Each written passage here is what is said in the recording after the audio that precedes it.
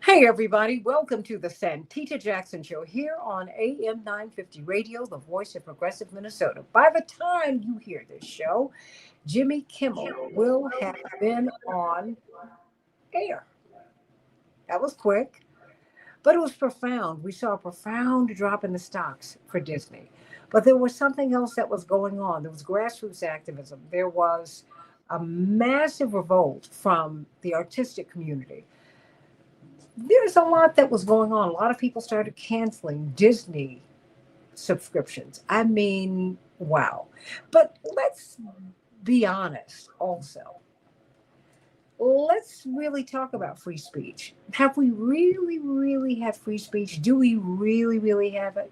Did Dr. King have free speech? Did Malcolm have free speech? Those who dare to speak out, do have they had free speech? Do you have free speech now if you want to talk about Charlie Kirk? Wow. In a way that's respectful of his passing, of course you acknowledge that. Only someone who is just very unkind would say anything other than something that is respectful about someone who was killed or someone who's died. Period. We all know you don't speak ill of the dead, but you also tell the truth. We're not able to do that now. People are losing their jobs when they read back Charlie Kirk's quotes because they sound so hateful, because they are. So we don't even have free speech now. And now we understand that his wife is going to be suing people who are taking a view that veers away from the official narrative that no one believes. People have massive problems. There are massive holes in Tyler Robinson's story. It was just there are too many questions that too many people have. Too many people had cameras, everybody. Too many pictures exist that are making everybody ask a lot of questions. So I don't think she's going to be able to shut down that conversation. And here we are. Uh, Disney tried to shut down Jimmy Kimmel. I mean, and they did not even give him a year as they've given Stephen Colbert a year to say goodbye.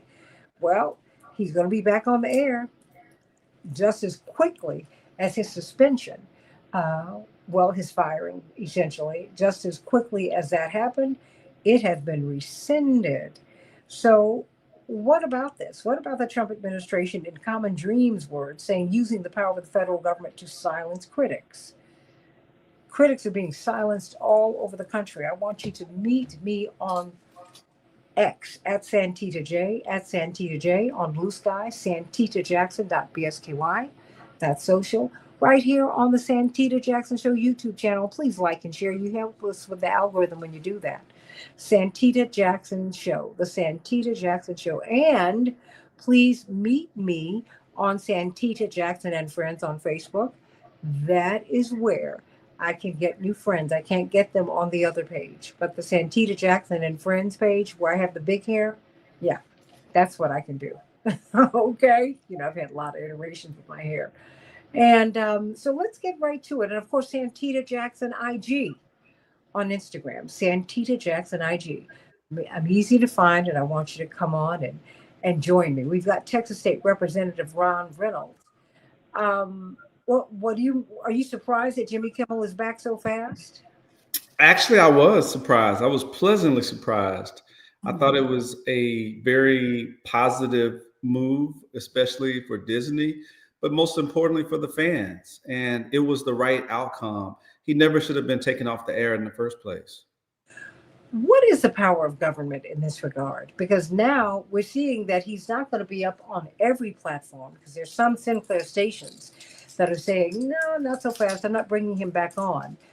What does this say? Because now I'm watching people who are being, we saw Karen Ataya, the only African American who was on the Washington Post editorial board. She was removed from her position. She lost her job. She appropriately acknowledged the horror, the horrifying nature of his death. And she said, but No, and let's look at his record, because these are the things that give me and many people cause to pause. And we're struggling with how to frame him, not his death, as Reverend Doctor Howard John Wesley said, your death does not redeem how you lived. So you tell me, I mean, what is government's appropriate role when you have a Jimmy Kimmel who's not like these shock jocks.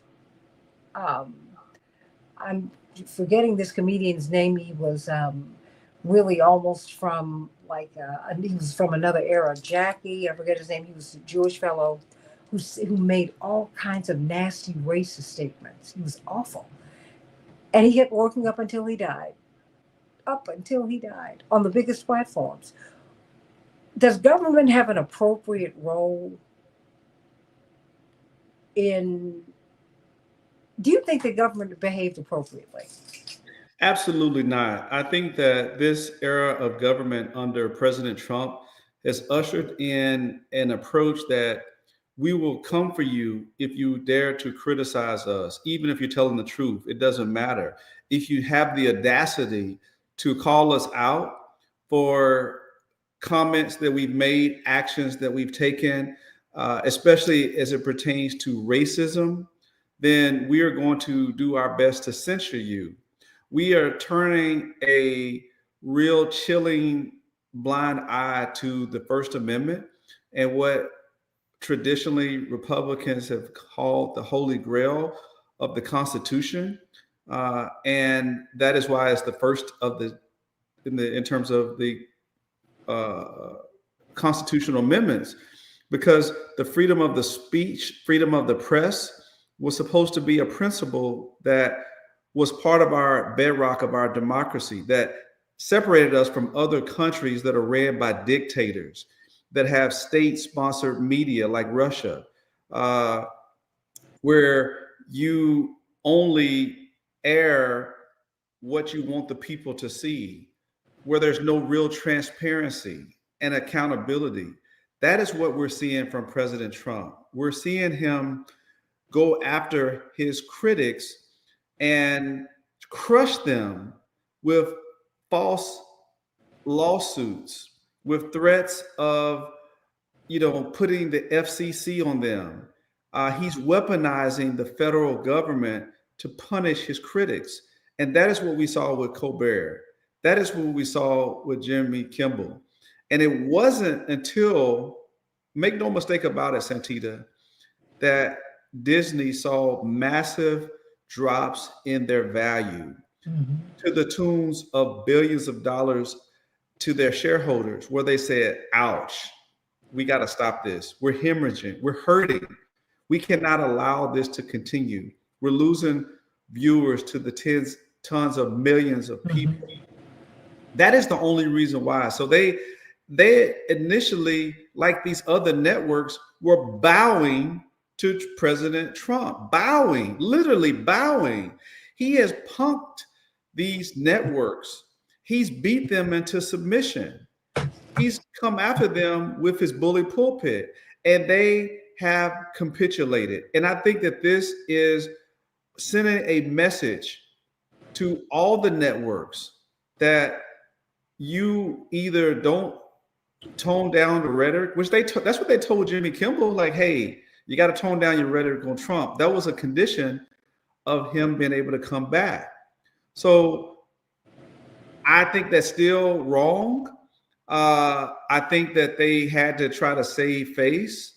But I think this is sending a message, and we've never seen this historically, where government has had this kind of reach into the private media and the networks. We've never seen an administration do this that I can recall, Santita. I mean, if I am, maybe it predates me, but in recent history, I cannot recall a administration that has been as hands-on with respect to the networks cable and otherwise, that they would put their thumb on the scale to say, you better watch it. We're listening. We're going to come for you. And literally saying that person needs to be fired. That should put a chill upon any of us that believes in the First Amendment, freedom of the press, freedom of speech. And I think that this is certainly a slippery slope. And this is a part of authoritarianism. This is true definitions of fascism.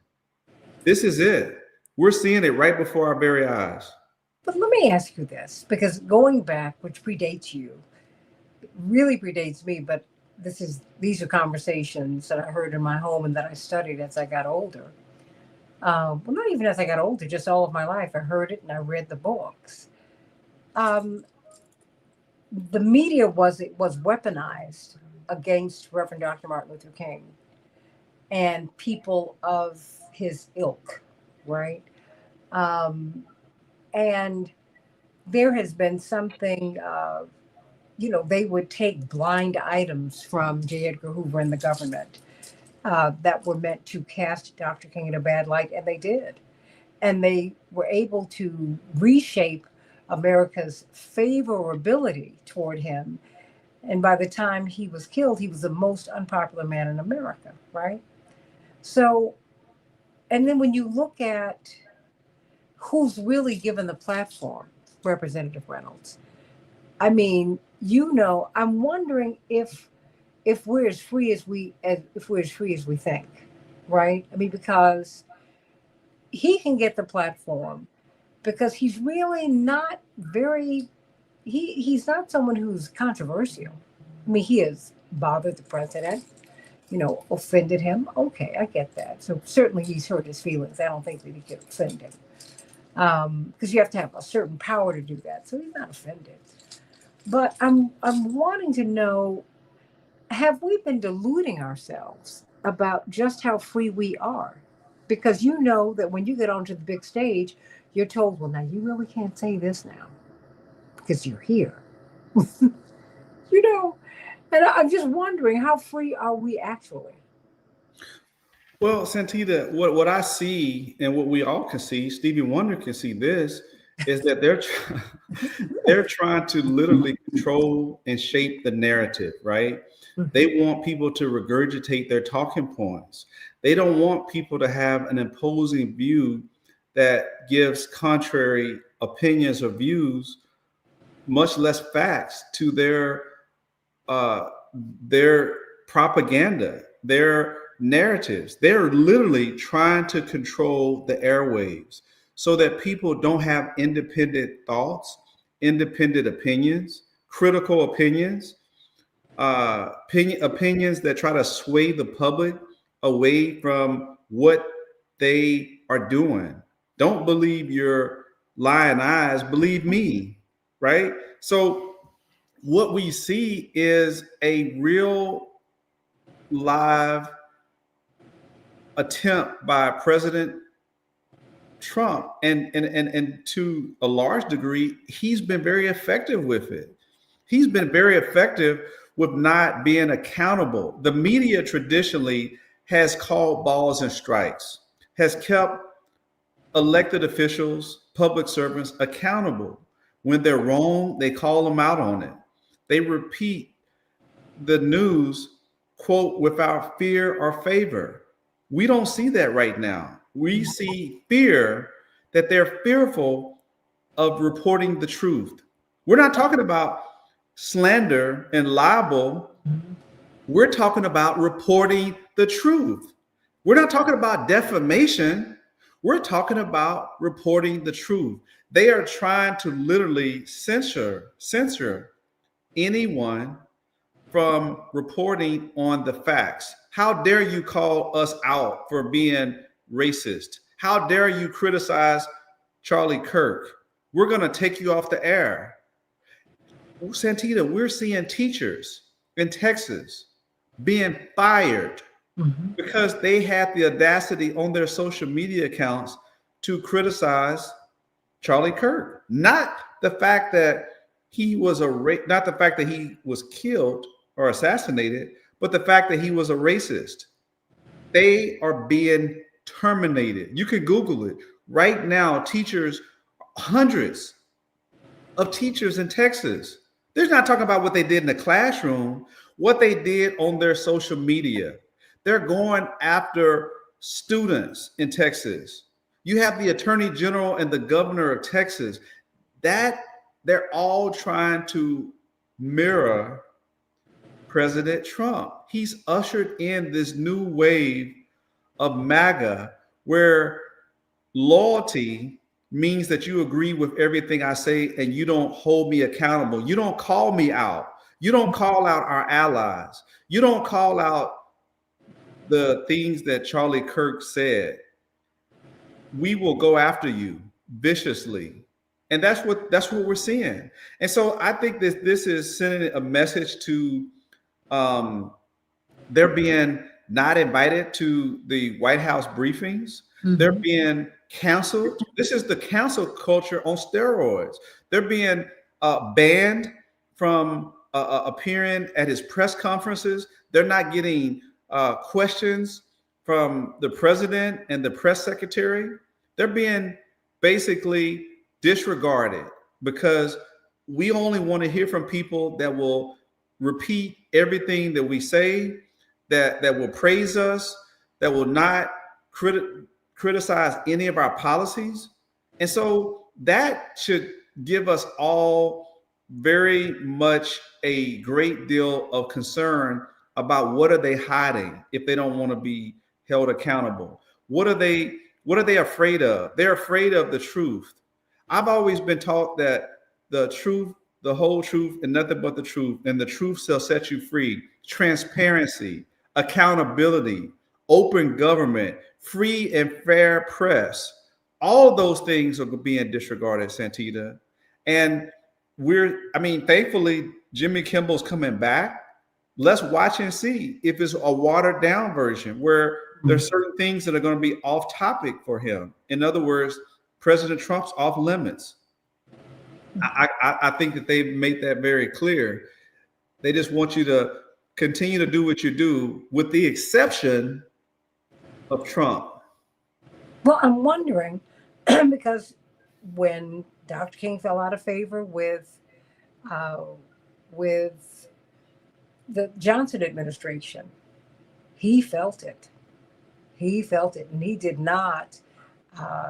Churches shut down on him, and and there was a climate that was set that facilitated his assassination.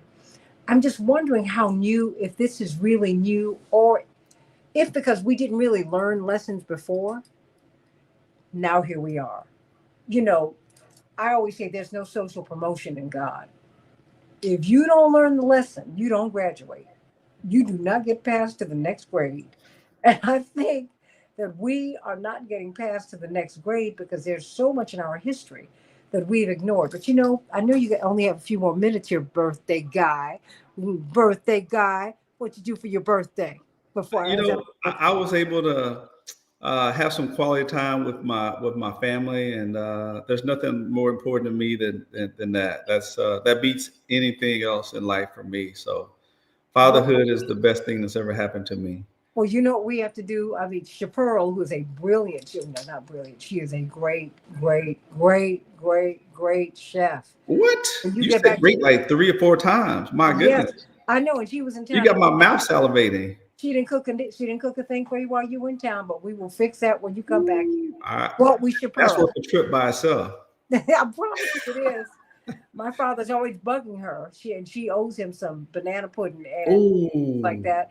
When you come to Chicago, Jim, don't worry, we're not going to exclude you. You're going to get some real great food. Come on, let's go. Yes. Let's go. But help us to look at it. I can't believe Chaparral jumped on in here because she wants to be a part of this. But all right, but let me start with, fairness and accuracy in reporting. I have so much respect for you because I think that your analyses are so keen. Did you expect him to be brought back so quickly, Jim? Well, I mean, there obviously was a lot of mobilization around this, and it does illustrate that when you censor someone who people have heard of, have invited into their living rooms, and people generally have a positive feeling about, you get a lot more backlash than you do if you censor someone who's a relatively obscure college student. Who doesn't have the kind of platform that a Jimmy Kimmel does, and doesn't have, frankly, the kind of friends that someone like Jimmy Kimmel does. When you have people like Tom Hanks and Meryl Streep and Lin-Manuel Miranda, signing letters on your behalf, that is something that is a kind of cultural power that you have, that not a lot of people have. And so I think it is heartening that Jimmy Kimmel's been brought back. I think that it's anytime people stand up to a bully, I think it's a good thing. But it is there have been a lot of people who have been silenced for their views or being deported for their views. The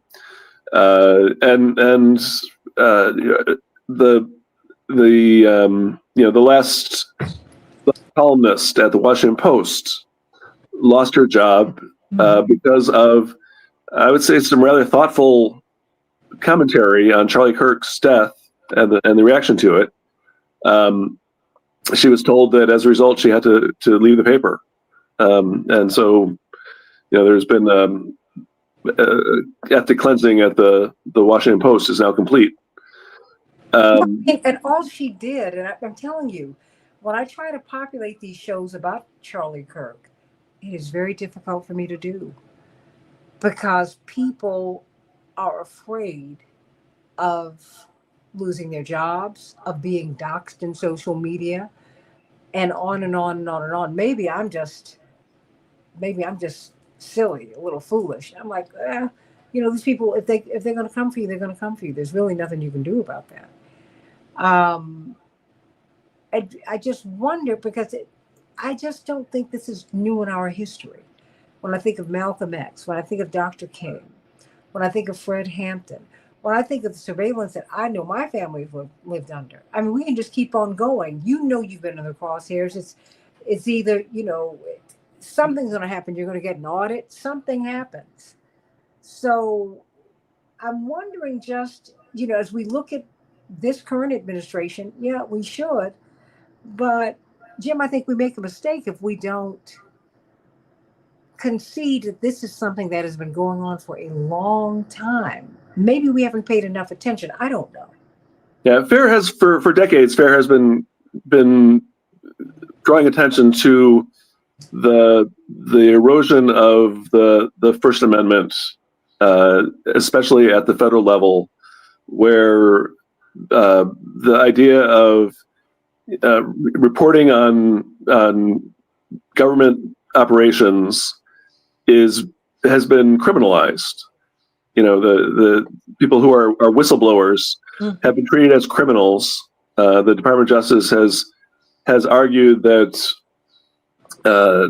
government information is a kind of property that you are stealing if you publish it, which is really a very difficult theory to square with the First Amendment.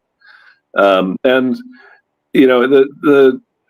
for the most part, the Bush administration and the Obama administration did not go after journalists. They went after the journalist sources.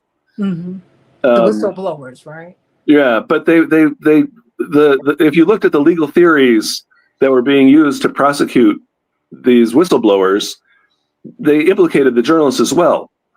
If information is stolen property, then the person who receives it is receiving stolen property and is involved in a conspiracy with the thief.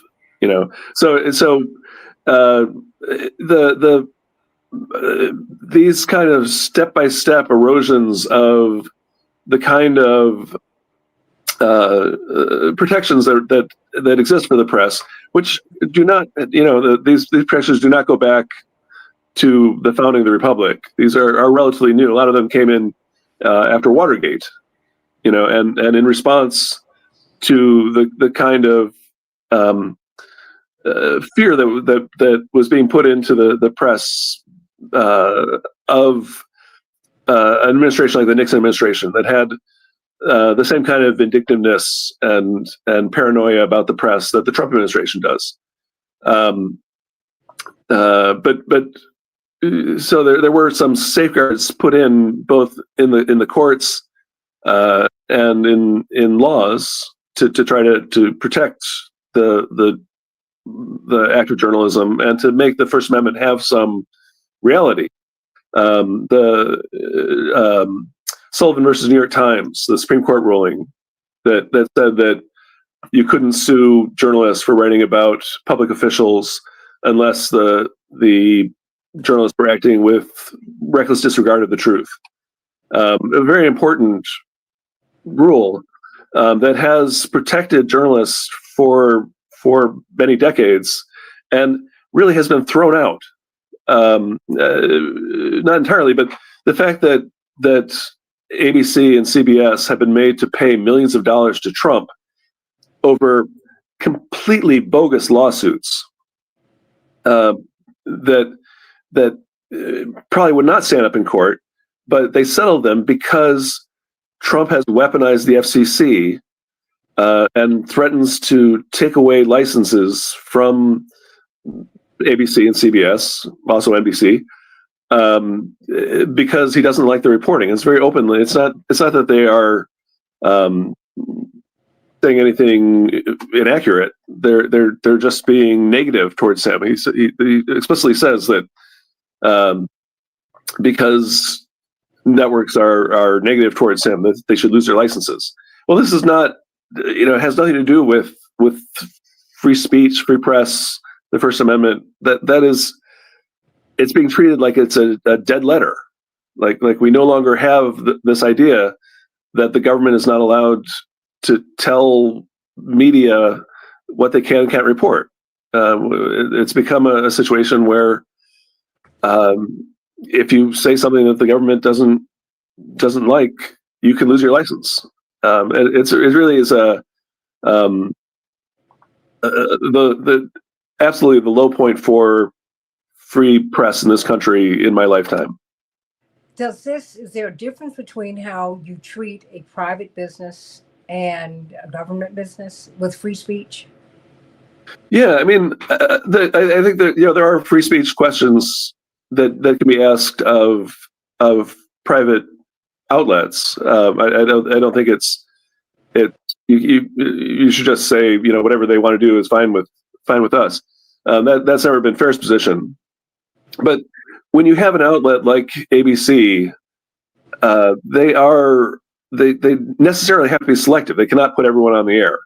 Mm-hmm. They have to choose who's going to be on the air, and they can put people on the air for good reasons or bad reasons. And you can ask what those reasons are and critique them. And I think that there has been a real exclusion of progressive voices in corporate media because progressives tend to challenge corporate power, and they don't like that. And that's not to us. That's a bad reason for excluding people to say that because your opinions might threaten our bottom line, that we're not going to put you on the air. That's not a valid reason. But it's not. The critique is not. They don't have a right to choose who's going on the air.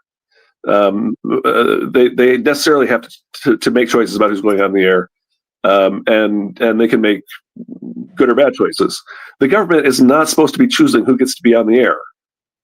You do not want the government to say, we don't like your point of view because you criticize us, and therefore we're not going to let you have a license. That is not supposed to be the government's job. The government is supposed to stay out of choosing what viewpoints are allowed on the air.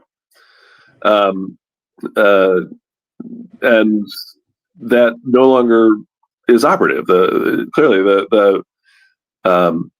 the Trump regime's idea is that they have every right to shut down people because they say mean things about Trump. I think it's worth an important note to remember on Kimmel. He was not taken off the air for what he said about Charlie Kirk. He was taken off the air because of what he said about Donald Trump. Why is that important? Because people act like there was some kind of hate speech that a reasonable person might say, well, yeah, we don't like that kind of disrespect of the dead. And even though the Trump administration forced his firing very openly through the FCC, so people might think, well, you can understand why ABC might independently want to have him off the air. But if you look at what he said, he was actually very respectful to Charlie Kirk and his family. Mm-hmm. He made a mistake, I think, about talking about what the motivations of the suspect were. A lot of people were speculating about that, and people speculated wrong, I think.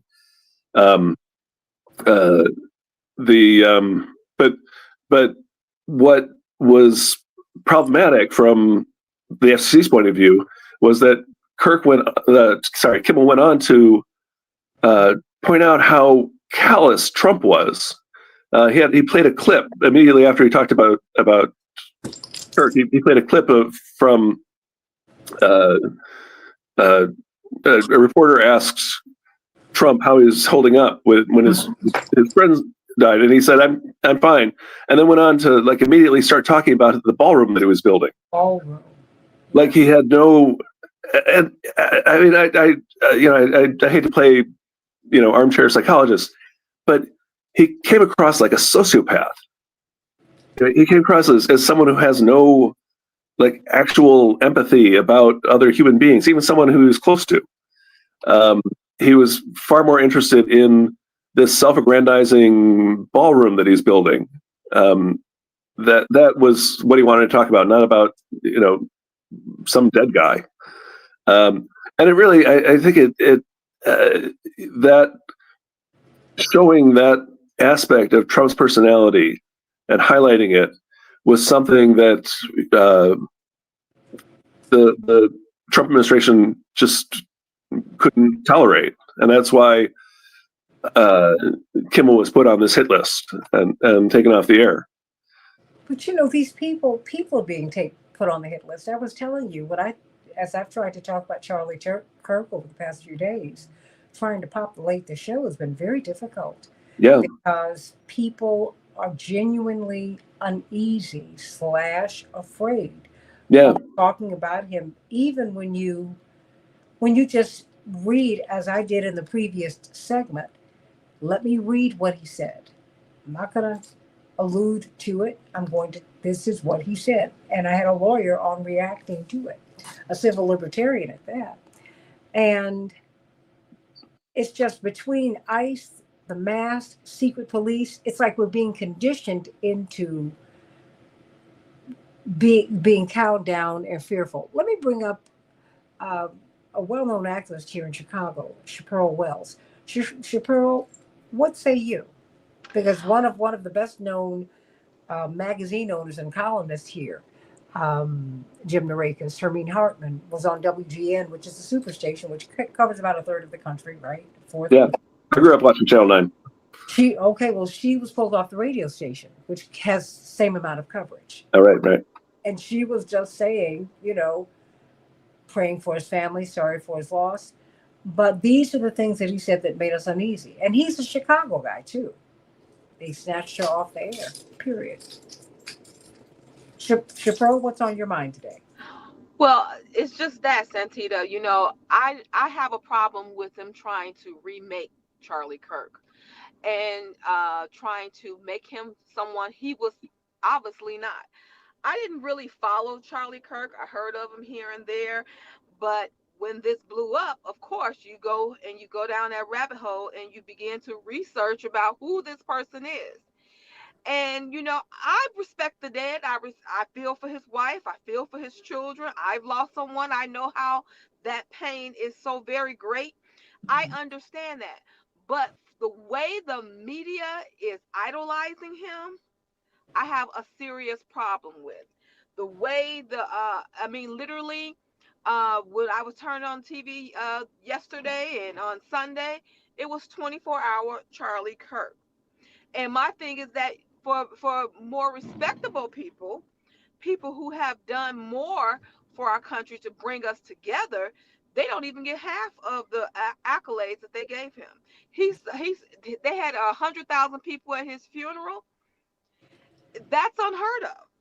And then at the funeral they were spewing more hate and more division, which was, it was appalling. There's no way I would have allowed my husband's memory to be tarnished like that. And what was the headline? Was Trump saying how he hated his enemies. They didn't mention what was very pertinent, how he lived his life. I always believe that let your life speak for you. When my son died, that's the what I put inside his coffin. May his life speak for him, because whatever we do in life is going to reap after we're gone. And so when people are being honest about who he was not a nice guy. He was simply not a nice guy. We have compassion and empathy for him for the way that he lost. I thought it was the way he died was very tragic. It was very gruesome. I understand it. It's traumatic. That type of traumatic viewing of what happened to him, nobody would want to go through that. I sympathize with that. However, I don't want you to be able to change the narrative, because he caused a lot of harm in the Black and brown community. And he basically fueled what we have, this abolition of the DEI. And I think that what we're seeing with the Kimmel issue is, it wasn't for me. People were not standing up more for Jimmy Kimmel. They were standing up because we see that our rights are being eroded, are being taken away from us every second. So they like, hold up, we got to fight back. We got to do something. Yes, Jimmy Kimmel, we pushed Jimmy Kimmel to be back on the air, but it's more of the fact that you are coming for everything that is sacred to us. And so if we don't believe that we need to fight for the First Amendment, they already trying to stomp on the Fourth Amendment with the illegal search and seizures. And so these things, we're like, hey, at some point, Americans have a breaking point. And what we're seeing and what Disney saw was the disinvestment. And we feel like the only way that we can reach the media, reach our politicians, because they're not listening, because they're paid by the corporatocracy, the only way that we could actually reach and make a change is hit them where their pockets at. We've already made a disinvestment in Target. They've lost over $12 billion, and they still standing on not reestablishing their DEI programs. But that's okay. We're still staying the hell out of Target. And we're adding, like, I'm an Amazon person, but since this issue with DEI, I have severely limited my Amazon intake, only as needed basis. And that's how Americans will become, because we have to hit them where they need our money. They need this our money to function. And if we remove our money away from their businesses, you will see that they will begin to act and sound a lot different. They cocky right now because they see that we still need them. But baby, when Christmas hits, you will see the fall of the U.S. economy, because nobody is sitting up here talking about buying a damn thing. Well, you know, and people I'm are a Christmas also, person. I think that once people get past this initial shock, Jim, the fear, Americans are a different kind of people. We don't do confinement well, and limitations well. We're a little different. We don't believe in kings and queens. We don't do that over here. I mean, it's nice. And the oligarchy, I think they need to enjoy themselves right now because as people, as Americans begin to feel the pain, I think something else is going to happen. And for the record, Steve and Blursh, I believe it is. I hope I'm pronouncing your name correctly. I want to be respectful of that. You said ask Obama about getting Roseanne fired. I hear you. I don't agree with the cancel culture at all. Oh, Roseanne was fired in 2018. Yeah, yeah, but I'm saying Who was president in 2018? it was Trump. But Yeah. so if I ask Obama, but because she said something that was offensive. There was a lot of heat because you couldn't say anything about him either. And I think that people should look when you get into the public square. Look, it's open season on you. I just don't think the people should be cruel. But this cancel culture that we've had it, Jim, for a long time. Dr. King was canceled in his lifetime. In his lifetime. I find the cancel culture framework really dangerous. Help me with that. Because when people talk about cancel culture, they're talking about people's speech being criticized. They're upset that someone says something, and then a lot of other people respond critically to what they say. That's what cancel culture is. It's the idea that you say something and it gets a lot of negative feedback. The original statement is free speech. The feedback is also free speech. When you frame people's criticism of other people's speech as an infringement of free speech, then what you're saying is, in order to protect free speech, we have to curtail free speech. We have to destroy the village to save it. And I see what's going on now with the silencing of voices is that this is the fruit of this bad seed. This is the theory of cancel culture in action. Like students who are being silenced, being expelled, being deported because they are criticizing Israel. Yeah. This is part of the cancel culture theory.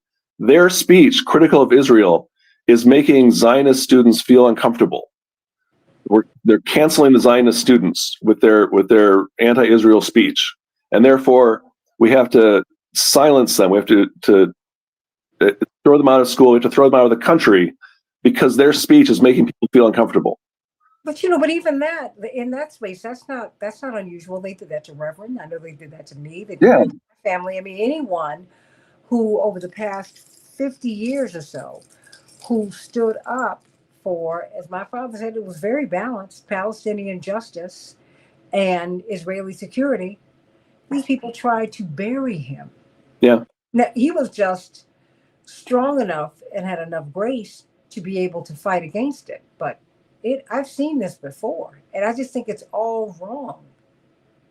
Yeah, no, the idea that we have to suppress speech because it is silencing other people's speech is a really dangerous concept, and I think that like the people who are talking critically about Charlie Kirk are presented as somehow being in league with his murderer, because criticism is, people might believe your criticism and take violent action, and therefore we have to suppress the criticism. And it's a bad road that you're heading down, and we're feeling it. The fear that your guests are feeling is the fear that comes of living in a society where the state can punish you for what you have to say. But let's look at the frame, because now you've got the masked police. ICE, Right. Anybody can look like a so-called foreigner, whatever that means. And so I saw it after 9/11 when we got conditioned to taking off our clothes and going through the airport. You could carry anything. You could, I mean, that hasn't stopped anything. It hasn't stopped anything. Yeah. And slowly and we have walked into this.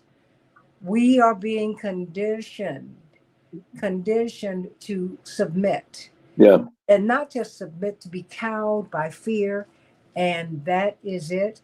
That is all.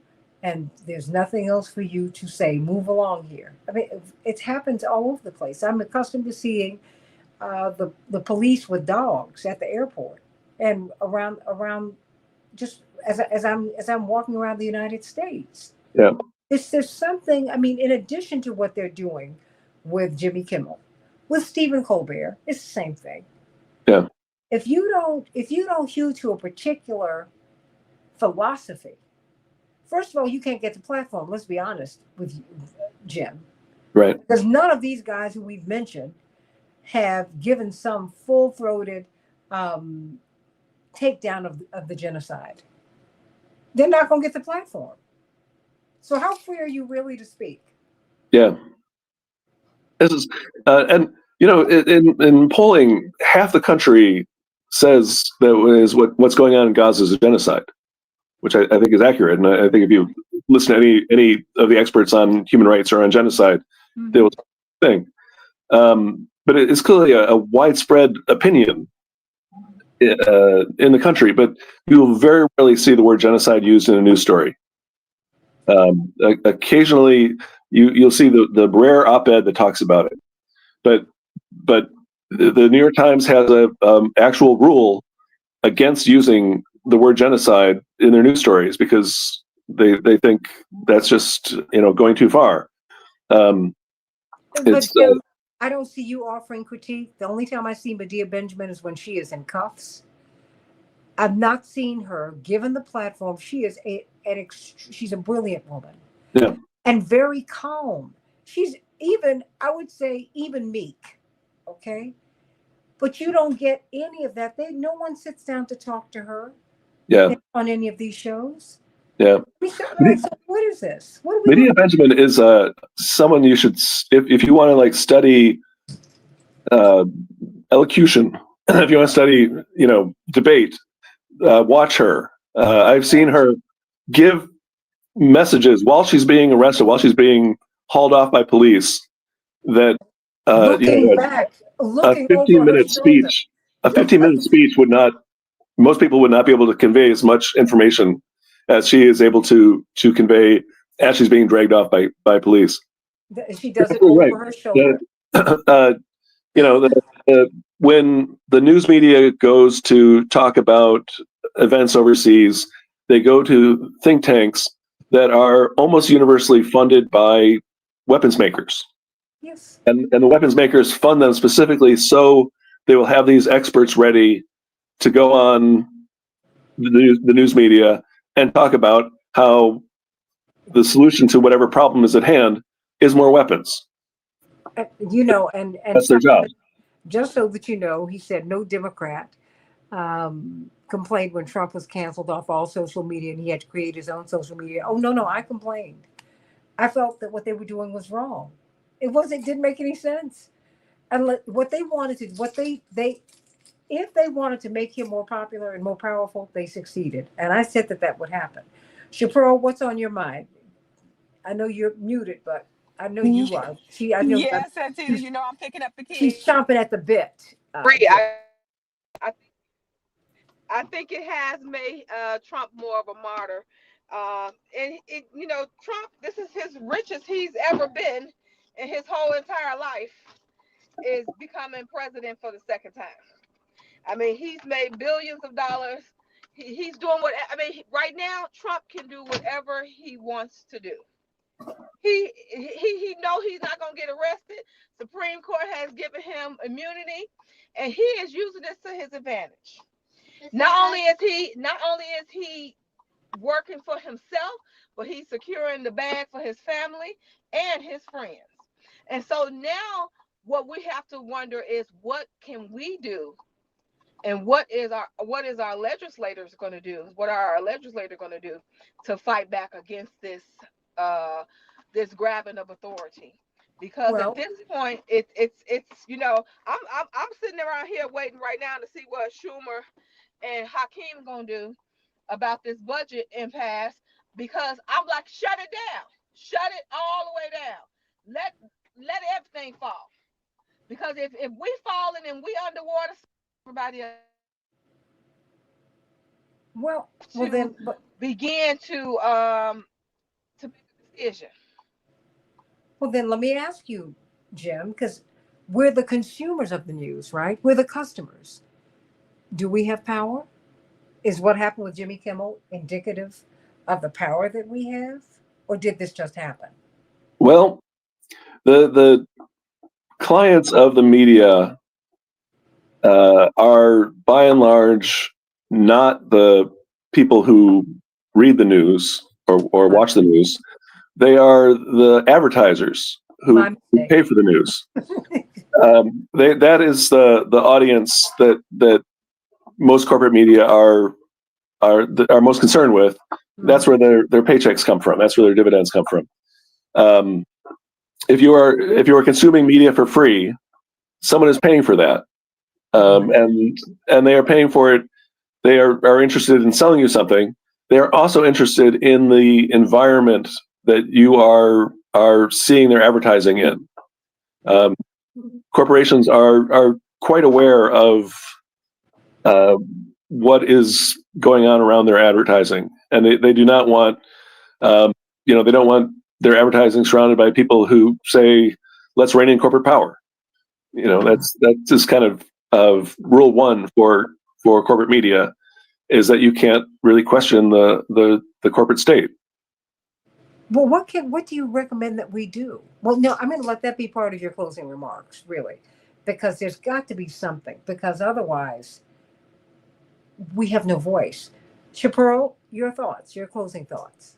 My closing thoughts, Santita, is that we have to begin to disinvest in all of these corporations. I think that that's the only thing that they're going to listen to, is us taking away our money. And that's what we have to do. We have to buckle down. We have to buy only the necessities that we need. And we have to be very strategic in our opposition. And then we have to also get out there and vote. We also have to get out there and write our elected officials, letting them know and demanding what we need. It is up to us. Like I said, I'm watching this budget impasse, and I'm waiting, and I'm writing, and I'm tweeting, the leaders to say, hey, I want you to go ahead and shut it down. Shut it down. Well, now, no, stay right there, because Solomon and Stephen are pretty much on the same page. Solomon says Jimmy Kimmel was a publicity stunt. The network took Kimmel down. His ratings were garbage, and this stunt will boost them tonight. And let me see, Stephen said that Kimmel was losing money for them. And why would they want that unless it was to promote their hateful left-wing agenda? Is this a left-wing agenda that's being promoted? And if their ratings are garbage, why are they still there? Jim Norikis. The idea that Disney or Paramount has a left-wing agenda is it's an illusion. I think that this has been one of the big myths that has been promulgated in part by the media corporations themselves, because the kind of criticism they like is to hear that you are too tough on people in power. You are too much in favor of progressive change. You're too sympathetic to the people. That's the kind of criticism they want to hear. The kind of criticism they don't want to hear is you are beholden to your corporate owners. You are keeping people off the air that want to call for actual, genuine change that helps people's lives. That's not the criticism that they want to hear. And so it's criticism you don't hear very often. In terms of what can we do, I feel like the people who are listening to you right now are doing one of the most important things that they can do, which is finding a source of information that is going to cut through the corporate propaganda. We need to not just accept the media that's handed to us. Don't rely on what the algorithm gives you.